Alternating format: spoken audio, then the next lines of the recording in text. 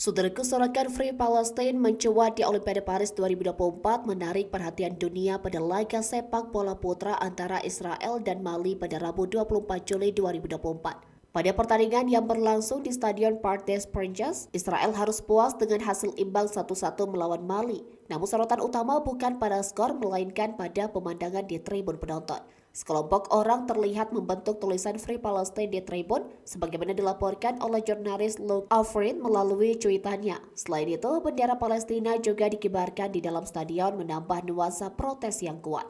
Penonton yang hadir tidak hanya membawa tulisan dan bendera, tetapi juga meneriakkan slogan Free Palestine sepanjang pertandingan.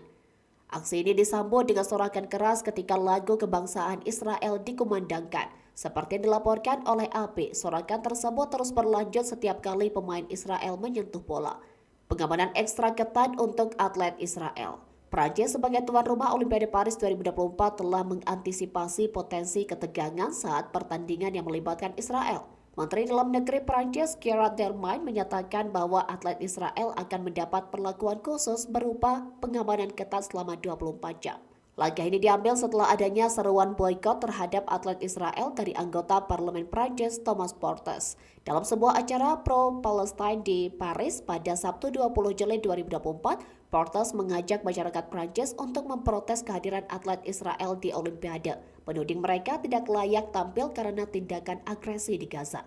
Dengan pengamanan ekstra dan perhatian global, Olimpiade Paris 2024 menjadi ajang yang tidak hanya memperebutkan medali, tetapi juga panggung bagi isu politik internasional.